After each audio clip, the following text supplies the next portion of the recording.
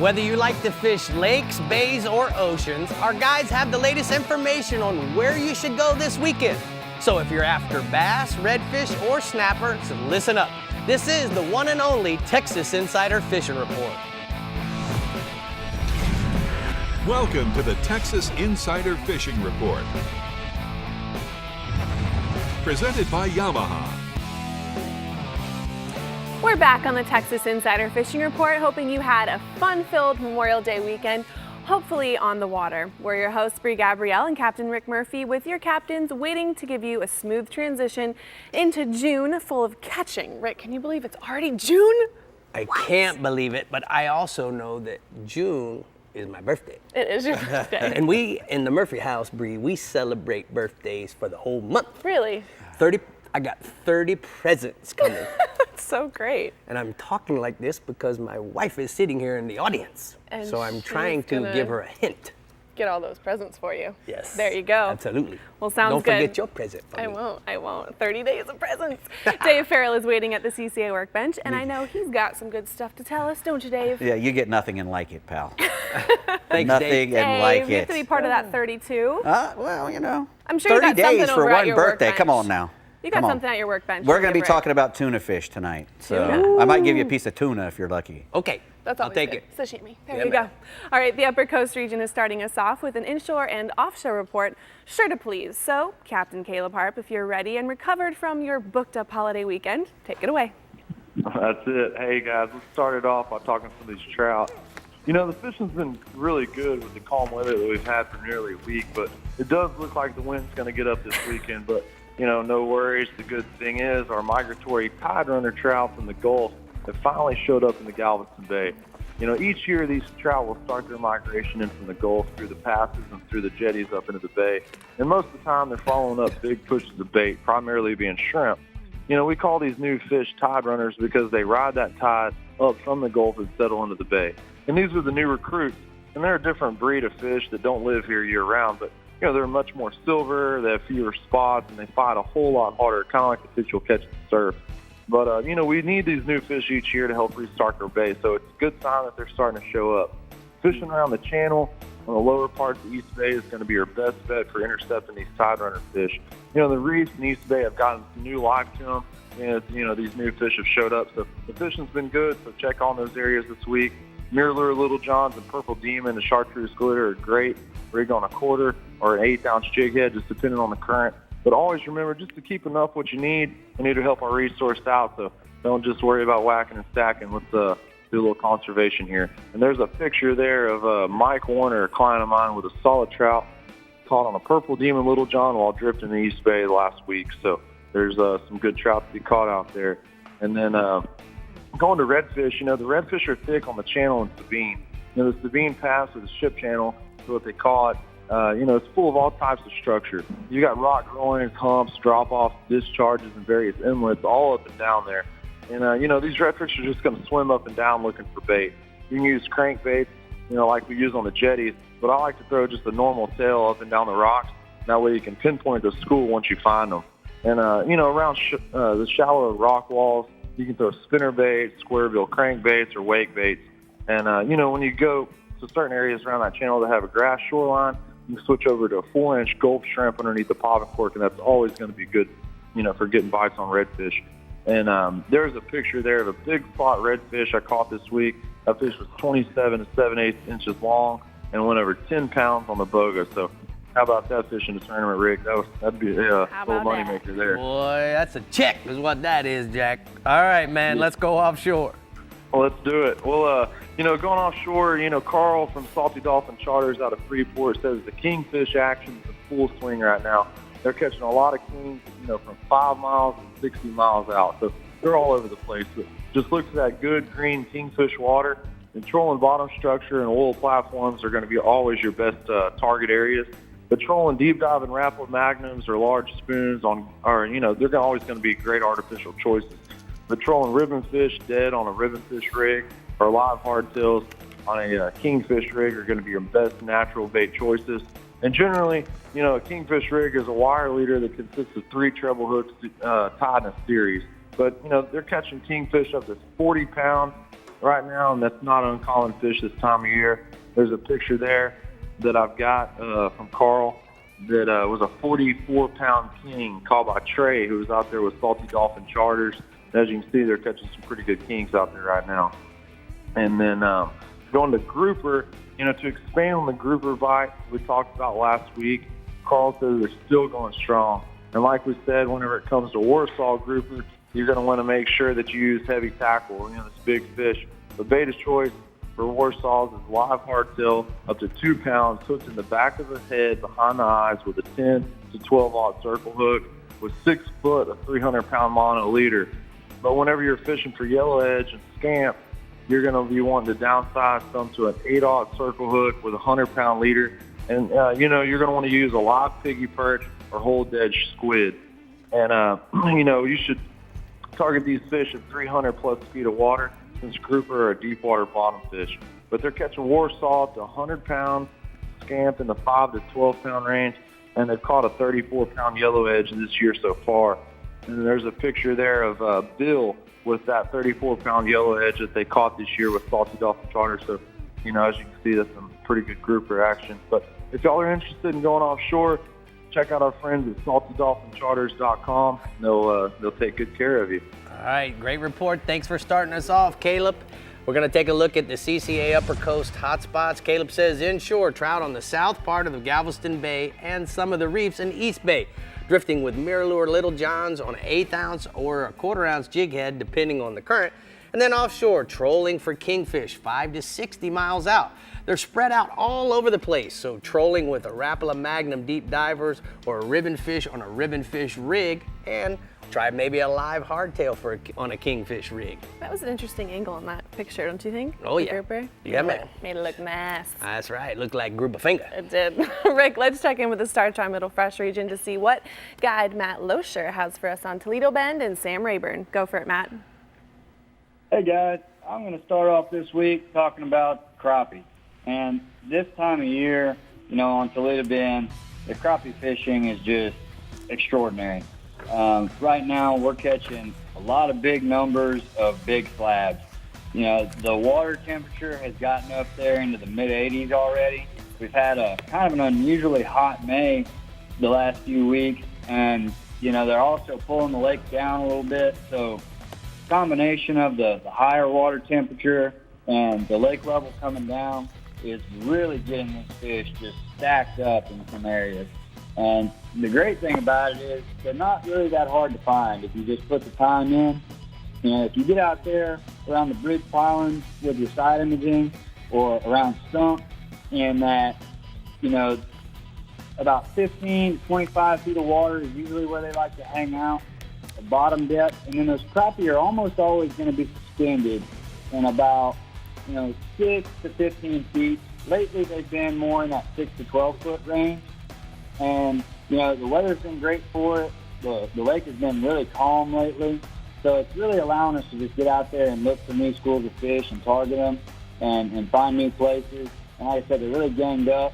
So when you find them, you can really work on them hard. I mean, these schools are getting fired up for us, and they're catching big numbers. It's not unusual to catch 100 a day right now, and we're catching some pretty good sized ones. The best way to catch them is almost always a live minnow.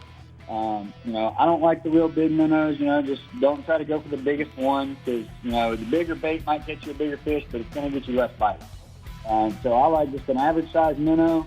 And a jig works really well also, but the thing about the minnow is they'll always bite it. Just tight line that minnow down there about 6 to 12 feet deep, and they'll bite that every time. If you don't like to use a live bait, I like a Cajun Lewis Slim Jimmy rigged on a 16th ounce jig head. Electric chicken's always a good color. Monkey milk's another good one. Just keep it to your shad colors. I go with those kind of brighter, louder colors when the water's a little dirty. It depends on what part of the lake you're fishing. But they're usually not too picky. But like I said, they'll always eat a minnow. And I've got a photo there of an example of what we've been doing. We got 3 ladies from the Dorman family that fish with me quite often, some great people. And the 3 ladies have got a cooler full of big slabs there. They're holding a few up to show you guys. And we had a blast that day. It's a lot of fun. Good to see the girls fishing. All right, man, let's talk about your second species. You got some bass for us? Yeah, I'm going to move over to Sam Rayburn. As always, you know, the bass fishing on Rayburn is just excellent. And they've got a lot of grass over there this year. I actually got to fish over there a few days this week. And, you know, myself and a lot of these other guys, we're begging these bass to get out there deep and really start stacking up.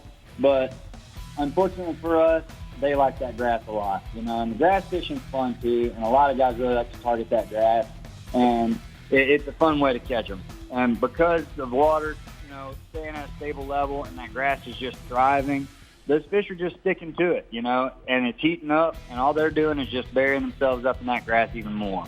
In the morning, go try some topwater stuff around the grass. You know, I like to throw a frog or maybe a popper around the edges of it. You know, the bluegill colors are usually best for the topwater stuff early in the morning because right now you have a lot of bluegill up around that grass. And big bass love to eat bluegill on these East Texas lakes. They target those bluegill during the summer. They're a big, easy meal for them, and it's a great way to catch a real big fish, especially early in the day. And, you know, if that's not working for you or if the sun gets up later in the day and they quit the topwater deal, I like to go to a weightless stick worm like the Hale Lures Mud Puppy. Watermelon red is always a good color for that. And it's a patient fisherman deal. You know, you want to just kind of throw it right in the middle of those grass patches or in that scattered grass, you know, just weightless with a pretty heavy hook. That way it just slowly glides down in there on some fluorocarbon and just let it soak. And you can't fish it too slow, and you really can't do it wrong. Just throw it in there and let it sit. And when it starts swimming off, set the hook on a big bass. But, you know, like I said, it's a patient fisherman thing. So if that's not your deal, you like to cover a little more water, what I like to go to is a Texas rig ribbon tail worm. Pretty good sized worm. I like a 10.5-inch worm. And you're going to want to focus on those edges of that grass.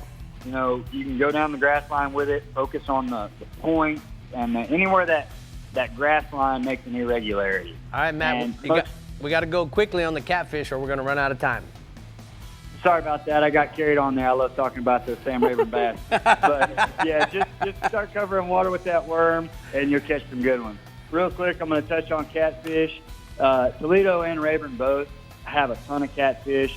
They're great table fare, and they're easy to catch. Look for the shad down in about 15 to 20 foot of water, and you're going to find those catfish underneath them. Drop some cut bait down there or some live minnows. They're not very picky. Some chicken livers, anything like that will catch them. All right, thank you so much. You did a great job. I like it that you want to talk about fishing. We're going to go ahead and take a look at the Middle Fresh region hotspots. He said Toledo Bend, crappie around the structure. The preferred depth is 6 to 12 feet with a minnow or a jig. Sam Rayburn bass are still in the grass and is the perfect time of year for big worm fished down the edges in 5 to 15 feet of water. And then if you like catfish, fish on the bottom in either lake with a live minnow or cut bait in 15 to 20 feet of water, Brie. He couldn't quit talking because he's so passionate. Oh, yes! boy, passionate. Yay! All right, the Wow, upper fresh. Dave. Yay! We'll just let that sink in. The upper fresh region has its time to shine next here on the Texas Insider Fishing Report. But first, we're going to see how Dave Ferrell shines at the CCA I would say workbench. nay, not yay. Nay! Nay! Still, if you like a topwater bass bite, imagine the thing that's going to eat this topwater plug. Shoot, I don't even We're going to want be talking about that. some passionate boy. people, I'm sure. All right, we'll be right back. The Texas Insider Fishing Report is brought to you by Yamaha. Reliability starts here. The American Fishing Tackle Company. Any fish, any water. Since 1958. Guy Harvey, marine wildlife artist and conservationist. And CCA Texas, a leader in marine conservation. Yamaha's 4.2-liter V6 offshore 4-strokes. For those that like their V6 lighter, faster, and stronger. Setting new standards for power, efficiency, speed, and lightweight. Built for the rigors of offshore boating. Packed with Yamaha's legendary reliability. And now Yamaha's 4.2-liter V6 4-strokes offer a choice between digital or mechanical controls to match your rigging preference. Yamaha. Reliability starts here. Remember the glory days of gasoline?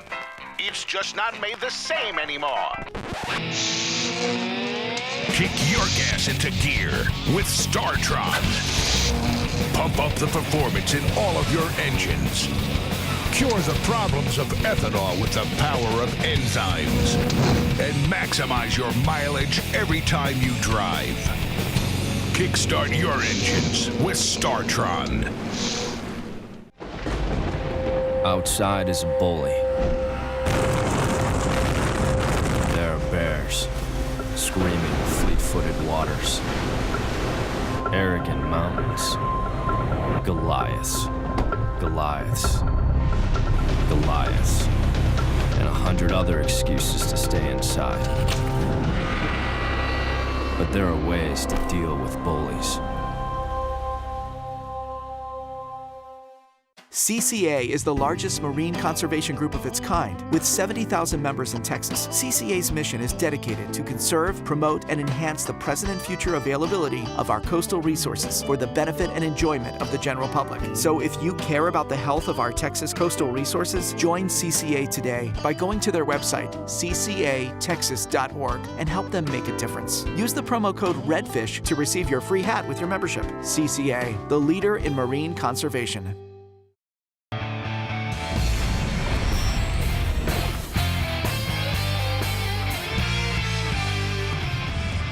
Well, we're here at the CCA workbench, and Yes, as we we are. talk every week about rigs and techniques and new products, Dave, Yes, sir. it is time in the show to talk about some rigs. What do you Well, got? we're going to talk a little bit about tuna fishing, and if you're going to be fishing in Texas for tuna, you're probably going to have a long way to go because you got to get out to some good deep water. The best time to go fishing for tunas is starting in the summertime and on into the fall when the water gets hopefully a little calmer and it gets warmer. And once you get out to those floating rigs out there, 1,500 feet, 1,000 feet of water, you're going to find some yellowfin tunas. There's three kinds of tunas out there. There's big bluefin tunas, there's yellowfin tunas, and then there's blackfin tunas. And blackfin tunas are great to eat too. Yellowfin tunas, probably my favorite. A lot of people love the bluefin tuna, but they get ginormous. And usually the ones that you hook off the Texas coast are usually fishing for marlin or something. We're usually not targeting those tunas. And when we hook them in that really deep water, it's kind of hard to stop an 800-pound tuna. Even with an 80 wide or a 130 in the chair, if he's the one that wants to go down, which most of them do, you're probably not going to catch him. Some guys get lucky and they catch those great big 800-pound tunas in the Gulf of Mexico, but most of the time the fish that we're after is the yellowfin tuna. Right. Either that or the blackfin. And the best way to target them is to try to be on those rigs at daybreak or at dusk, because those are the two times of the day when the tuna will be moving closer to the surface. They'll push the bait up to the surface, and that makes it easy for you to find them. You don't have to find them down deep on your depth finder, because you can look out. You get up to the rig in the morning, and you see them busting bait, and you know where to go troll now, Right. or to set up your drift for a live bait. Probably the best baits in the world for them are live bait. If you can get live flying fish, you're really in the money. But if you can get it, if you stop on the way out to the deep rigs at some of the shallower rigs and use a nice, a sabiki rig, like, one of these, one of Ray's, you can catch, 10, 12 pilchards or little greeny baits at a time, and have 4 or 5 guys, and you can load up a live well with little tiny baits that you can put on a 3-aught or on a 2-aught little VMC. I like to use extra strong, the smallest hooks as I can get away with, because you're using a little bait a lot of times when you're drifting for these tuna fish. Tuna fish, unlike a lot of fish, they get very size specific when they start feeding on stuff. You notice a lot of this stuff in here is kind of small, except for that big popper I showed you, which they'll eat a giant popper on the surface when they're eating, when the baits are all on the top and they're going crazy. Anything that hits the water is gonna usually elicit a bite, and a giant popper like that is perfect for it. But those blackfin tunas and some of those smaller tunas, you like to catch them at night, and you can catch them you can either drifting or using those little baits that you catch.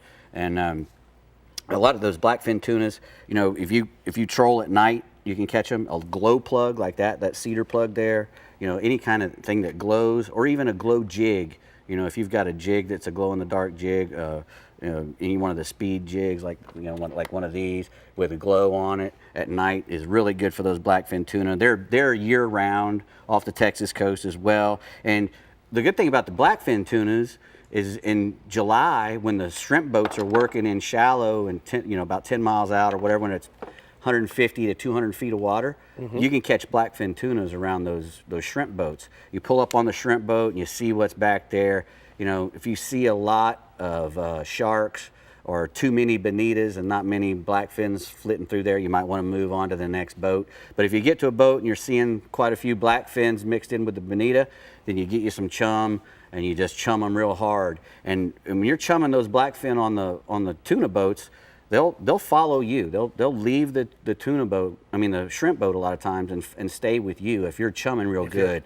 And what you got to do is, the best thing to do is to get with one of those shrimpers and try to get a big couple bags of that bycatch. Because if you're throwing the same stuff over that they're eating, your chances of catching them, and they're going to come to you. Come with me, guys. And the boat can take off, and you're still going to be there. Now, if you're going to be trolling, which I like to troll for them instead of doing that other stuff, a cedar plug works great. Again, always try to match the size of the bait that you're seeing them eat on the surface. If they're eating little tiny stuff like this on the surface, and if you catch one and they puke a bunch of stuff up like this is what you want to use for bait. You want to use something like that for bait. They're not going to eat a ballyhoo when you come through there with an islander lure on it or one of these things sticking on the top of it. If they're eating that size bait, that's what they're going to want. And tunas they can see really well, so you want to use fluorocarbon leaders and try to match the size of the bait that they're eating. Very informative. How about that? I like that. You act like you know what you're talking about. Yeah, I like over tuna here, Dave. fishing. Good stuff. Take a peek at the puke, right? Exactly. Yeah. All right, Johnny Geis is up in the upper fresh region, and he's the king, and he's going to tell y'all what's biting on Caddo and Lake Welsh. So, Johnny, go for it. Hey, Rick and Brie, how y'all today? Good. How are you, Johnny? Good. Hey, let's go brim fishing. Like most people start out as kids catching bluegill and brim. So we're going over to Caddo Lake. It's the farthest northeast lake in Texas. Got over 26,000 acres there of bayous, channels, inlets, the biggest ball cypress thicket in the world. Caddo contains numerous species of fish and over 200 species of birds. There's a lot of wildlife going on. While black bass and the crappie receive most of the attention year-round, when the brim start bedding, Caddo is the place you want to be. Brim usually start bedding here in April and bed several times in May and June. And the best baits to use when you go brim fishing are either crickets, worms, or small baby crawfish. The brim, they bed up in colonies, a group of them together, but the brim fan out in individual beds. Beds are usually found in real shallow water around the sandy, hard bottoms around the islands on Caddo Lake's a good place to find them. Brim beds usually have 50 to 150 honeycomb-shaped beds, so when you find a big brim bed, there's a bunch of them in it. Sometimes you see the beds and the water's pretty clear, but most time you have to just fish along until you catch a big bluegill or red ear, then you found the bed. At times, you'll see some surface activity around the brim bed in late afternoons, and that's a dead giveaway as well. The red ears usually bed up together, but they can be mixed with the bluegills. The red ears usually, we call them chinky pins too, usually larger, and they prefer the small crawfish, which can be dipped up around the lakeside in the mud hole. It's kind of fun catching your bait on them. A cane pole, old cane pole, or fiberglass pole is all needed to catch the brim, but a light action spinning outfit's what I like to use, or an old push button Zebco 33 still catches some fish. When you find a hot brim bed, if you don't get too close, you can catch a whole bunch of these tasty game fish by casting it on a small cork. Use a number 6 or 8 brim hook with a small split shot. You're ready to go fishing. Brim can be filleted, but they're best when they're scaled, fried whole in cornmeal and grease, and they are a tasty game fish. Got a tip on that. If you've got the high-dollar electronics and the side imaging, that's a quick way to find them. I use it on Lake Fork all the time. You drive around real slow in shallow water, side imaging, you'll find the brim beds just real easy on the side skins, very quick to find them. Got a picture of a pretty good one I caught the other day on a trick worm. They usually don't bite plastic worms, but there's a big bluegill. You know, Johnny, we call those breast brim here because you can't put your whole hand around it, so you got to squish it against your breast in order to take the hook out. You agree with that? That's a monster bluegill. Hey, let's go on over to largemouth bass place in Lake Welsh, not too far west of Caddo Lake. It's a power plant lake south of Mount Pleasant, Texas. Coal-powered electrical plant. Usually people fish it in the winter because it's hot water. Fish stay active year-round. Usually they only fish there in the fall and winter, but this year it's just fishing good all year round because we got an abundance of hydrilla. That is a great vegetation for fishermen. The power plant does not seem to be generating much, and the water temperatures are less than 10 degrees hotter than the surrounding lakes right now, so it's not quite as hot over there this time of year as usual. Hydrilla provides the shade and oxygen, good food source for the bass. We start out early morning fishing topwater activity around the edges of the vegetation, over the emergent hydrilla in the deeper coves, and on the upper end. Topwater like a Czar spook works great. Usually start out either yellow magic or spook, and then we start punching the hydrilla, technique called punching. It's a little learning curve to learning to fish deep grass, but you have to be set up properly to do it. A long rod, flexible tips, what works best for me. You go a straight braid or braid with a fluorocarbon leader. The best lure is some type of creature bait like a beaver. Be sure to have a 1 ounce or heavier weight. Peg the sinker so the weight and hook stay together in the bait and they all fall vertically. The bass gang up under that hydrilla, and it's common to catch several bass in a real tight area. So if you get bit, there's going to be some more close by. To get the most bites, you need to make a close pitch, not cast it, but real close to the boat. Let the lure free line as vertical as possible. Most bites happen on that initial fall, so if you get to the bottom and bait does not come off the bottom, set the hook, you got a fish on it. The bass inhales this lure on the fall, and a quick hook set's necessary to stick the fish or they blow it right out. If no bite makes it on that initial fall, make a few quick hops, reel up, and drop again a few feet away. It seems to me like the more drops or pitches you make, the more bites you get. So you just have to methodically get after it and go down the shoreline, weed line, and make pitches. It takes a few trips to get this technique down, but it's a fun way to fish, and you can catch a lot of quality fish by pitching and through the grass. Another good lure to use deep grass is a drop shot. Use a heavier weight like a 1/2 ounce and tie the hook about a foot above the weight. That works good too. A tip on this, be sure your pitches are vertical as possible. I can't stress that enough. And it requires you to fish real close to the boat and make your pitch in the direction the boat travels so you're going vertically all the time. If your partner's in the boat, if he doesn't get up there and fish right even with you, he's going to get beat sitting in the back. Tell me about the 2 photos here, Johnny. Yeah, I got bass in the grass. There's a picture caught on Lake Wells. Still got some hydrilla in them. And I couldn't stop. I did catch a big one on fork this week. There's a 9-pound plus fish caught this week on fork. So it is heating up, and the fishing's great in North Texas. Look at that smile. Man, that's a good smile, a good shirt, and a good fish. All right, bud, we're going to go ahead and take a look at the upper fresh region hotspots. Johnny says Caddo Lake. Black bass are fair on flukes, hollow body frogs, and swim jigs. Crappie around the cypress trees and brush piles and minnows and brims. Excellent on crickets. And then Lake Welsh. Black bass are good at this time early. Top waters and punching the hydrilla mats are producing good numbers, Brie. Well, Rick, the 2018 CCA Texas Star Tournament started off with a bang, with potentially winning fish being landed all up and down the coast. There are still lots of CCA tagged redfish swimming from the Sabine to the Rio Grande waiting on you. Unfortunately, every year, some anglers elect not to enter and catch a fish that could have netted them an incredible prize. So please, y'all, don't let that be you. You still have until Labor Day to catch that fish of a lifetime. So get registered now at startournament.org. What do you think about that? I think you need to go get registered. We're going to take a quick break here on the Texas Insider Fishing Report. But before we bring you your Middle Coast and Lower Coast regions, we have to remind you to visit our website, like us on Facebook, follow us on Twitter, watch us on YouTube, and view and tag us on Instagram for all things fishing in Texas. We'll be right back. The Texas Insider Fishing Report is brought to you by Contender Boats, always in the game. Bass Assassin and Saltwater Assassin, the best lures, period. CCA Star, fishing fun for giant prizes and scholarships. And Costa Sunglasses, see what's out there. Master your most challenging offshore experience with confidence and ease with Yamaha Helmmaster. Precise, intuitive control on the open seas. Unrivaled ease for maneuvering and docking in port. And now SetPoint adds 3 new dimensions to boat control. Maintain boat position with fish point, or a position and heading with stay point, or a heading while you drift with drift point. Yamaha Helmmaster, now with SetPoint. Complete digital control for today's larger offshore boats.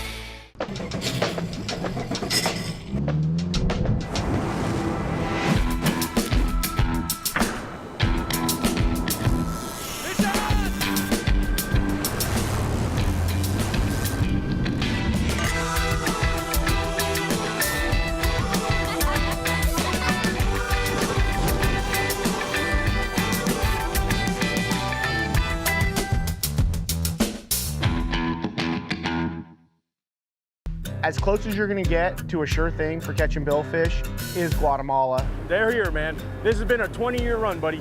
These things haven't left. There's no cycle. When it comes to sail fishing, this is the real deal.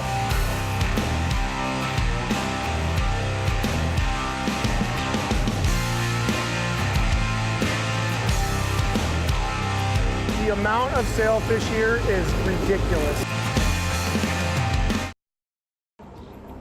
So hey guys, we're here in Alabama at the Yamaha Testing Center, and the new thing from Yamaha is the XTO Offshore. Now let's talk about this big, beautiful motor. It's a 5.6 liter, normally aspirated, so it's direct injection, creating a lot of torque and a lot of horsepower, 425 to be exact. The beautiful thing about this, at most standard RPMs, 3,000 RPMs, we have up to 3,000 pounds of pressure, which gives us a lot of fuel that's flowing. Now, when we ran this motor on the triples, on the contenders, we got up to 74 miles an hour going downstream, which is considerably fast with triple motors. The other thing that comes to mind with the new XTO Offshore is that we have this steering is built in, so it's all electronic, and when you match this with Helmmaster, you have the ability to do all kinds of cool things. So you can take the weight of the steering right out of the boat. Another feature for you guys that do a lot of trolling for wahoos or even potentially dolphin offshore, now we have no more through hub exhaust, and what that means is the whitewash that's behind the boat is very, very minimal. We did a little testing while we were here, and we found that that really changes things. The other thing, that not having the exhaust going through the propeller, it also gives you the ability when you go in reverse to have reverse like you've never seen before. We also have the 16-inch diameter props, the one on the contenders with 25 pitch, and we're able to cook down the river at 72 miles an hour. So if you're thinking about repowering or maybe a new boat, make sure you check out the new stuff that Yamaha has in the XTO Offshore. You know, Brie, there's a lot to be excited about there. 300% more efficient going in reverse. And the reason why is because you don't get any turbidity coming through the prop. The exhaust is coming up in the upper part of the motor as you go in reverse. So 300%. it's just 300% more. That's pretty efficient to me. And no bubbles, which is going to change trolling for everybody. Yeah, for it's sure. Amazing. Exciting stuff coming from Yamaha. Summertime is upon us, and Captain Bink Grimes in the Middle Coast region has got your inshore and offshore reports ready for great days of fishing ahead. Let's hear it, Bink. I'll tell you what, our winds have been light, our low pressure is dominated, and our summertime storms are popping up throughout the day, and it's just perfect fishing weather. June's probably my favorite month. We've been having good incoming tides in the morning. It ushers those fish over the sand and grass flats in West Matagorda Bay. We run those shorelines, and we look for slicks and slide right behind those slicks and wade right through the fish.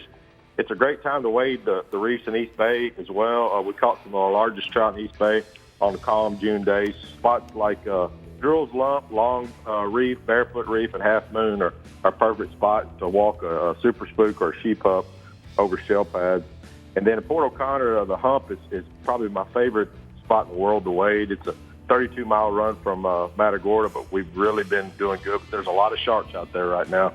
And the other morning, we caught our limit, I guess, about 7:05, and just played catch and release for about 50 more fish throughout the morning. But you have to deal with sharks because you're close to the path. So just be aware. And we're dealing with sharks in West Matagorda Bay as well. We're using those 5-gallon buckets so that they won't steal them. If you're using a stringer, you're just trolling. It's like giving a big shark a shish kebab, and it's going to happen. It's not wind, but it's just a matter of time. And then for boaters, Half Moon Reef in West Matagorda Bay has been on fire. I fished there today. We had limits today. We had limits all over the Memorial Day weekend. The 54-acre project by the Nature Conservancy, it's a trout magnet. It's like fishing a 6 to 7 foot underwater jetty. And there's been a lot of 2 to 3 pound trout being caught up there. And it's a great place to take kids and anybody, live shrimp under a popper cork's been the best bet there. Then the nearby wells on the upper end of Pulaski has been holding trout. We're also trying the sunken barge there for fast action on shrimp and gulps. And then at Seadrift, Bay Flats guy, Harold Dowachik, said more of those 20-inch trout are showing up around the reef. Topwater bites been good for waders for multiple fish in the 5 to 6 pound range, and they're releasing those fish to let them swim another day. And he said continues to be impressed by just the sheer number of heavy trout along the middle coast. It's a testament to conservation. And then in Rockport, guide Rhett Price said the trout bite on croakers is in full swing and producing solid trout on the outside beaches in 2 to 4 foot of water. The lure bite's been good, but it's been an early bite and tough for the rest of the day. It's a grind after sunrise. Soft plastics and slow sinking plugs have been Price's best bait. And there's that photo of an 8-pound trout caught in East Matagorda Bay while drifting. A lot of big fish being caught right now in East Matagorda Bay and in Port O'Connor. We'll go to redfish. Redfish been tougher to target with the absence of normal tides, but guide Brett Sweeney pulled off limits of reds while working the flat and cut off bio, zipper and bio, Oyster Lake and Crab Lake. Best bite's been on mullet and shrimp. There's a lot of undersized reds in the diversion channel in the Colorado River.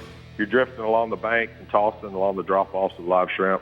And then Michael Quebec has been going out at dark 30 and catching big old redfish in the mouths of bios on the falling tide. Last 30 minutes of daylight, most of those reds are over 25 inches, and he's having to tag some of them. And then at Freeport and Surfside and Quintana jetties continue to hold slot and bull reds on crabs and shrimp. Those reefs and Bastrop and Chocolate Bays been holding a mix of reds and rat reds. And then along the beach, there's just a lot of bull redfish along the beach. Port O'Connor jetty's holding a lot of bull redfish as well. And guy Lynn Smith drifting the flats off Siluria Bio in the deep channel. He's throwing small topwaters and making long drifts and long waves out there and getting blown up pretty good. Offshore, cobia bite's been as good as it could ever be in Matagorda. Nearby rigs are holding cobia to 60 pounds. There was a 55-pounder turned into the Star Tournament this weekend. Most of the time, these ling are being caught, in 100 foot of water around the wells, and it's throwing sardines and squid at them. Then our 82-day federal snapper season opens June the 1st. We're really excited about that. There's some bruiser snappers in the 15 to 30-pound class out there, about 25 miles off the beach. And so we're looking forward to that June 1st, and a lot of options this month. We're going to have fun here in Matagorda. All right. And the rest of the middle goes. All right, thank you so much, Bink. We'll see you next week, and we'll see your hot spots from the Middle Coast region. Bink says that we should go trout are good while wading in the reefs in East Matagorda Bay on super spooks and sheep pups, and the trout are good in Rockport along the outside beaches on live croakers. All right, we're staying on the coast and headed just south to the lower coast region with Captain Chad Kinney. So Chad, give us a glimpse into our offshore and inshore future. Tell you what, everything's looking great. The summer's here, the fish are here, so we're going to have a great season all the way through. South Padre Island, which is the lowest end of my part here, has been producing some good numbers on some trout. And offshore, the lower coast here, Port A, Port Mansfield, South Padre, it's pretty much turned on for some deeper water for some billfish, wahoo, dorado are showing up. And then, of course, there's everybody's known here, federal snapper season open up here June 1st. So out of South Padre, some good numbers of trout are showing up. And some redfish are showing up also around some Gaswell flats down there. So the trout's been really good off the long bar out of South Padre. It goes up when you come out of South Padre there, you head north, it's a big bar, you'll see it. It goes along the ICW there. And work those drop-offs. Live shrimp and popping corks working really well. Live croaker is working great also. And on those long bar there, you'll notice it by big weed beds and dark area, and then you'll see some green spots through there, and it starts to end dark. So those are the guts along that long bar. This works best there if you're going to be using live bait, guys, to get down the edge of that deal with the tide going out, power pull down, and work those edges of those guts like that with the drop-off, and the fish will be sitting there good. Soft plastics also working well on saltwater assassins like sea shad. I've been using them. It works real well. 8-ounce jig head. And if you're targeting some bigger fish, South Bay has also been producing some bigger sow trout. You guys can catch and release on those, but if you're looking for some decent numbers, like I said, long bar's working great. Got a picture of a group here that I just took out. We had a nice limit of trout in the 17 to 23 inch range, and we had a few big ones which were released, which makes for a nice morning there. Tell me about the redfish, Chad. Redfish are around Gaswell flats. They're kind of scattered using live shrimp, popping cork, and that higher wind stuff like that. The winds a little bit society use a Rapala skitter walk. or try your favorite paddle tail and work those pockets in about 2 to 3 foot of water. Make long drifts in this area there on gas well flats, guys, and get ready to cast a bunch of time, kind of cover that area that's through there. But there's been some scattered fish, and you'll pick up some if you stay at it. Moving to the offshore, which has been, like I said, I'm excited about this one. It's turned on the lower coast out here. We've got some weather and everything else lining up. Dorado, wahoo, billfish are getting caught in some good numbers. The wahoo bites are pretty decent. So a lot of folks are going through and catching 2, 3, 4, 5 wahoo a trip. So look for some structure out deep, and I like using that Rapala diver, the purple one, that runs right through there, puts this on your flat lines, and then they'll put an islander on your center rig down there in the valley here with a shotgun center rig, works great. Look for structures. I'd start out minimum depth of 150 foot or better, and if you find some weed lines, of course, stay on that, work both sides of those weed lines or current things, stuff like that, as long as you can, and it'll produce some good wahoo and stuff like that. I got a nice picture of a big old wahoo, about 60 to 70 pounds there, caught nice. Salt Walker. Out of South Padre Island there. He's been guiding with Mike Walker, so that's been going good. Moving on to the billfish, which are here now, which is great. Got blue marlin being caught, white marlin, shellfish. Run your chuggers on your flat lines in the mid-range on your riggers, and again down the center on your shotgun there. Use an islander, blue and white. Works great with a large valley view rig on it. Troll those at like 7.5 to 8 knots. Work the edges of the canyon with about 100 fathoms, 600 feet there. Also, stand any rips or weed lines and finding anything out there for best results. And make sure you get a good pair. If you're going to be billfishing, guys, make sure you have a couple sets of African gloves with you on there.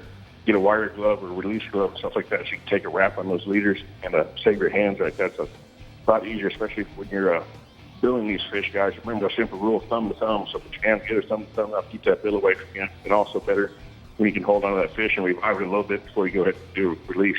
And got a nice picture of a shellfish here that we released just a few days ago. Nice. All right, Chad, thank you so much. Very thorough report from the lower coast region. We're going to go ahead and take a look at the hot spots. Chad says, inshore, South Padre Island has been producing good trout with some redfish showing up around the gas wells flats. And then offshore, out of the lower coast, go deep for billfish, wahoo, and dorado. Federal snapper season is going to open June 1st. Don't forget, guys. Don't forget, we're checking in with our last captain in the lower coast region after the break. But first, we're headed to the CCA workbench to see what new products Dave Ferrell has collected. No, Dave. We'll be right back with the fire. No, that's a fire. It ain't working. No, Dave. Texas Insider Fishing Report is brought to you by Rapala. Catch the latest at rapala.com.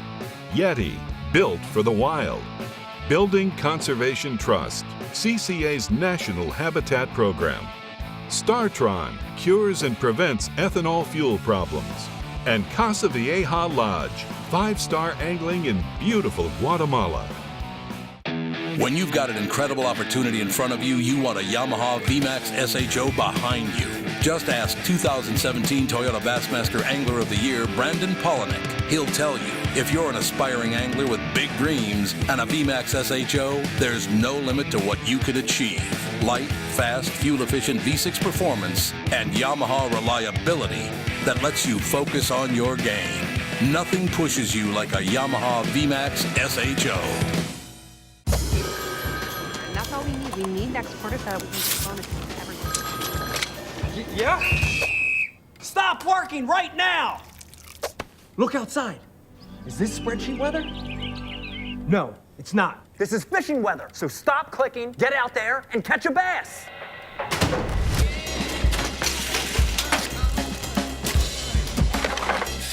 Stop what you're doing and start fishing Rapala Ripstop. Thanks for tuning in to the Texas Insider Fishing Report. Be sure to like us on Facebook and follow us on Twitter and Instagram to keep up with our captains, contests, and appearances. You never have to miss a show. You can find full episodes as well as special segments right on our homepage. Just head to TexasInsiderFishingReport.com for everything you need to know to stay hooked up.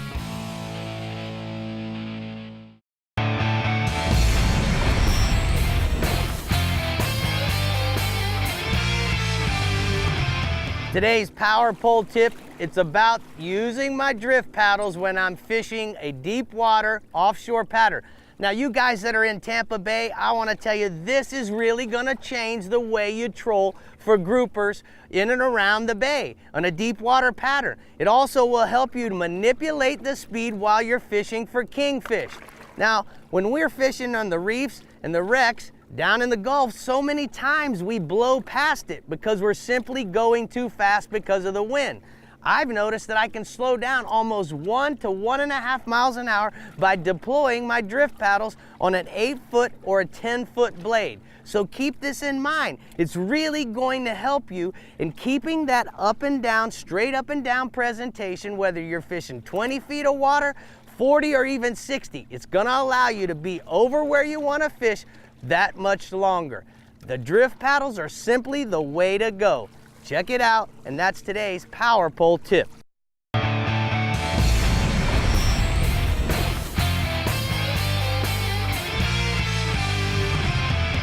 Well, Dave, we're here at the CCA workbench, and Yes, it's sir. time to talk about new products. And We got some cool stuff. Yes, sir. This first thing is the Yeti Hopper. It's the Backflip 24 version.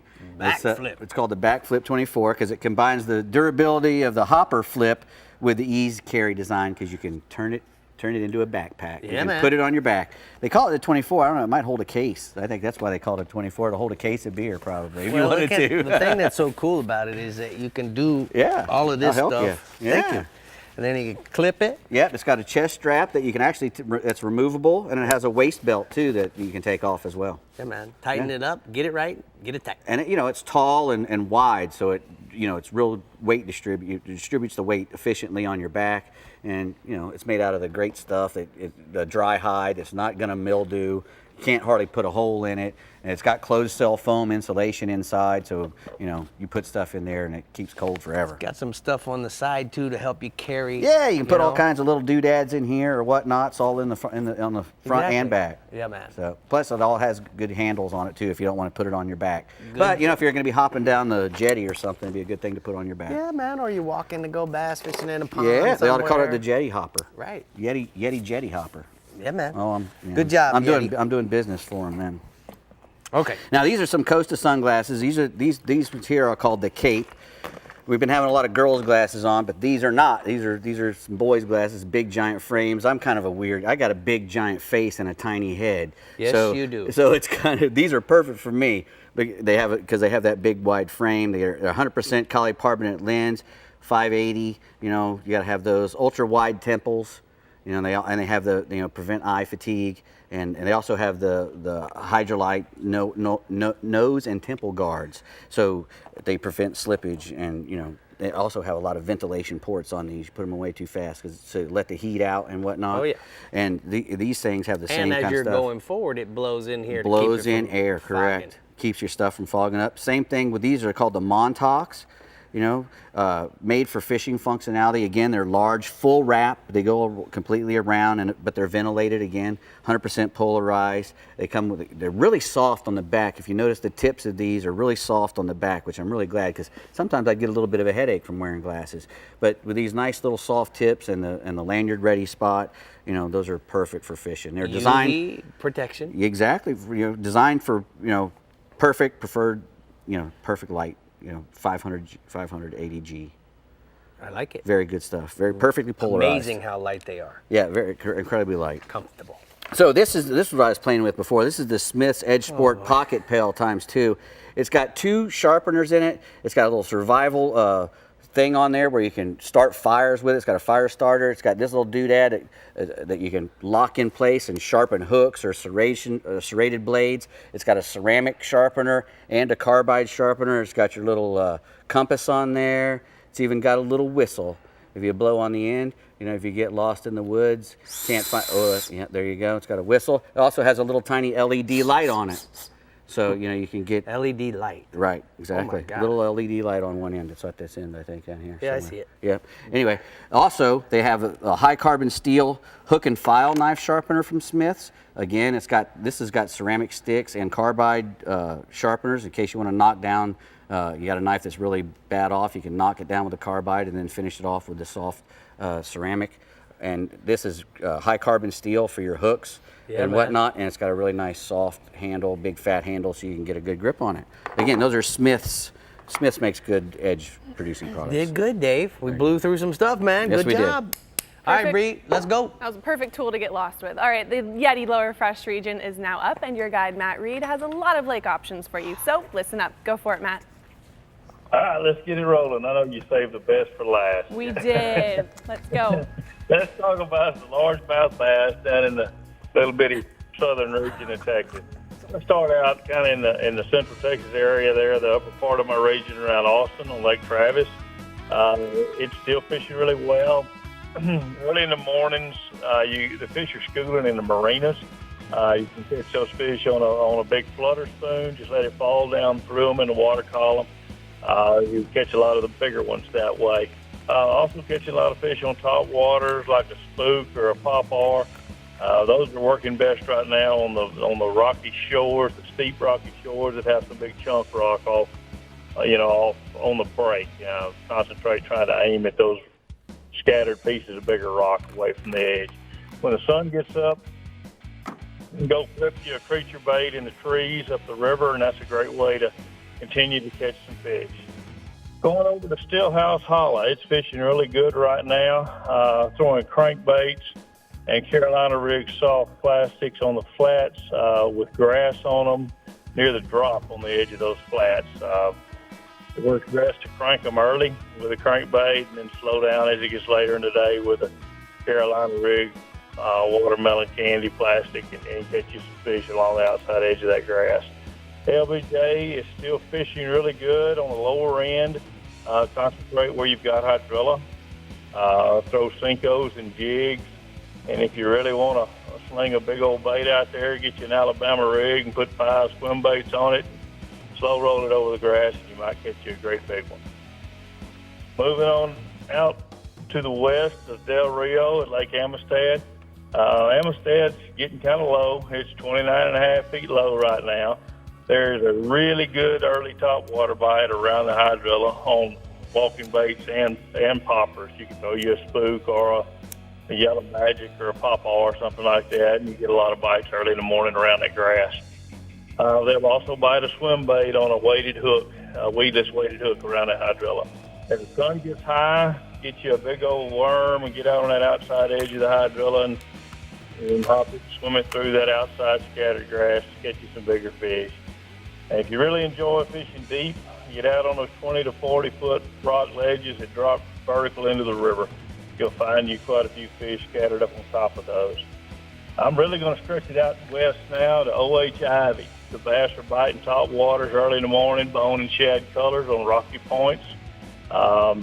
Later in the day, get you a straight tail worm and pitch it in the cover in 6 to 12 foot of water, and the fishing's been really good out there. I got a picture there of my buddy that sends me reports out of the Austin area, Brian Cotter. A big one he caught last week out of one of those Central Texas lakes. That's nice, perfect. Matt. Good job. All right, tell us about the white bass, bub. White bass have exploded all over my region. Falcon, Somerville, O.H. Ivy, you can catch massive numbers right now. Just get on the windy points and get you a crankbait. Look for them surface schooling, get a crankbait, and catch all you want. If you're not busting, use your low-range electronics and idle around till you find the big schools of them relating to the shad. Get you a slab spoon, a white or chrome, and just have you a ton of fun. It's so easy to catch those things when you get around them. It's a great way to take a kid and get him excited. All right, what about the catfish?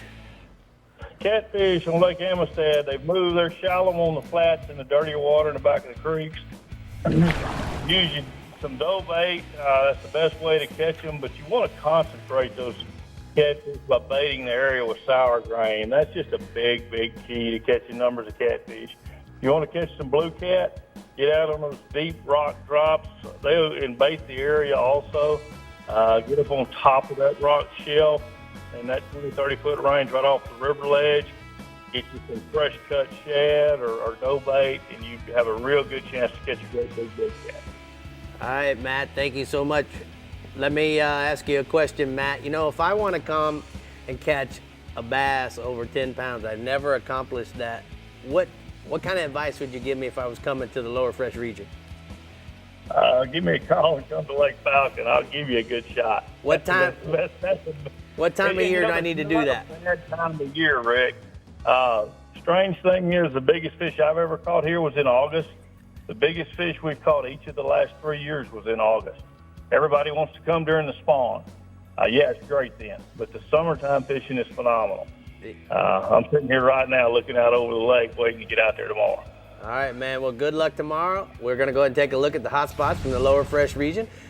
Our buddy Matt says Falcon Lake, white bass are on fire. And if you like rapid action is your goal, check the windy points with crankbaits and quick limits are near a guarantee. And then bring the kids and have a blast, Bree. That sounds good. Summer is here. We're ready to have a blast, ready to go fish. Yeah. Catch some fish. Yeah. Yeah. Can I get a yeah? You never, yes.